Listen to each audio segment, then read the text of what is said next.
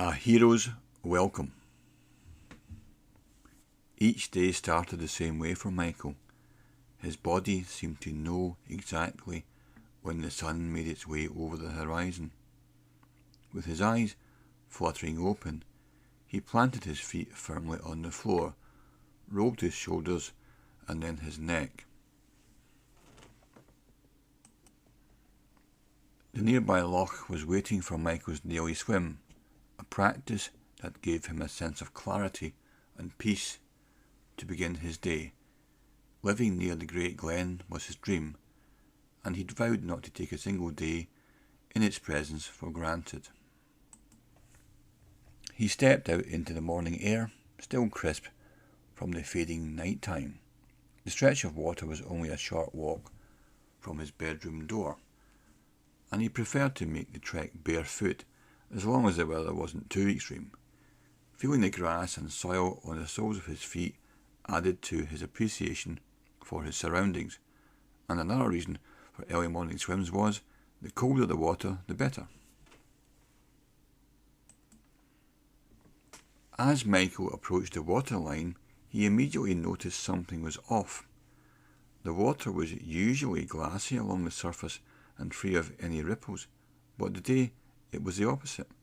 It was churning, as if something had disrupted it, or someone. Michael's curiosity piqued as he pieced together more of the scene in front of him. It was a figure in the usual spot where he took his first plunge into the water. A spark of intrigue filled him.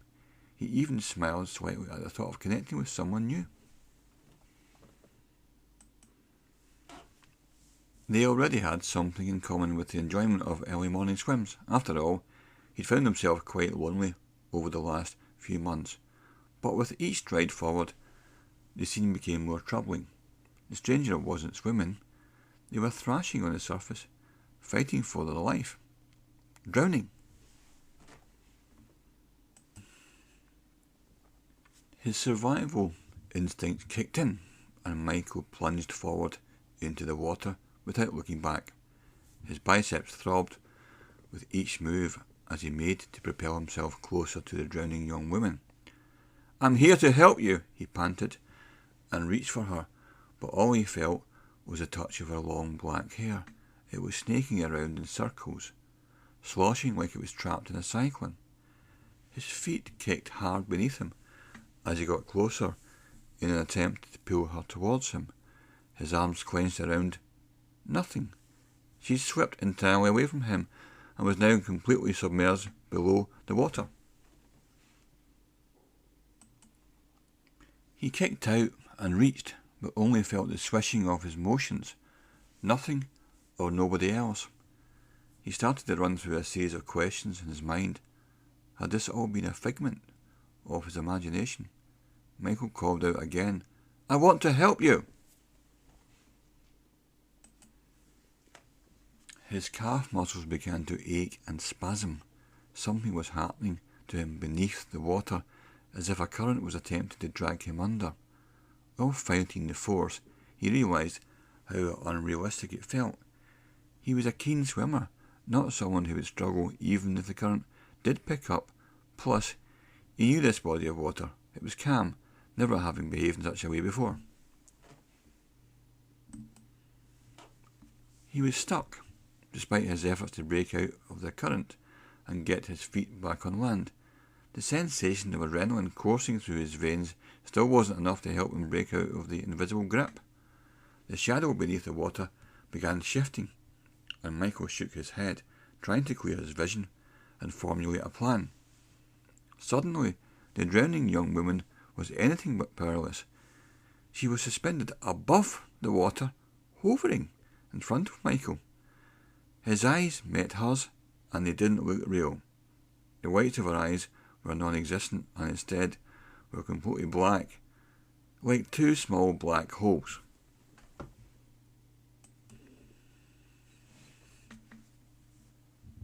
Michael felt his skin prickle with fear. Looking into those eyes elicited a sense of terror. His intuition screamed at him to get away by any means possible. Michael's body shook, with equal parts fear and anger. She was never in danger. She played on his emotions and lured him there with a sickening act of lies. How foolish of him to try to be the hero, let alone have a passing thought about potential friendship with the stranger turned monster.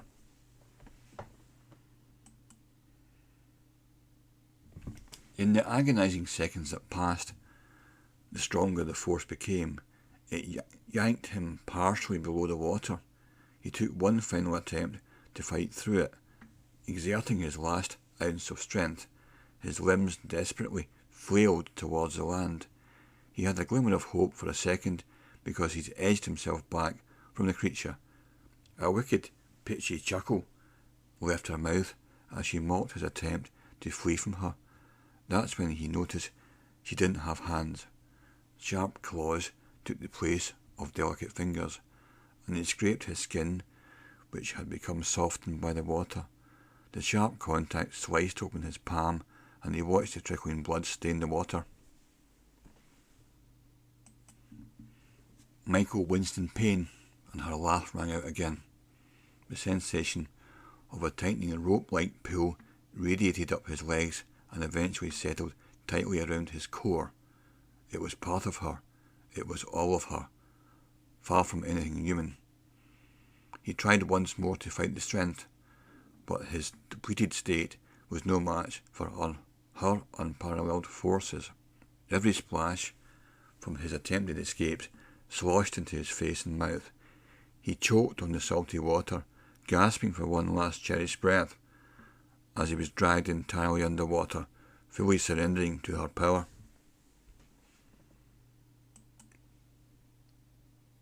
Michael quickly lost his bearings, and it was impossible to tell how far down he'd been pulled. He opened his eyes to see through the water, but it stung, and everything blurred together in the darkness. Michael's vigour dissipated as he succumbed to the she-monster within the special loch of water that once felt like home to him. His last fleeting thought was a silent lecture, a harsh lesson that oftentimes the worst monsters prey on the strongest heroes.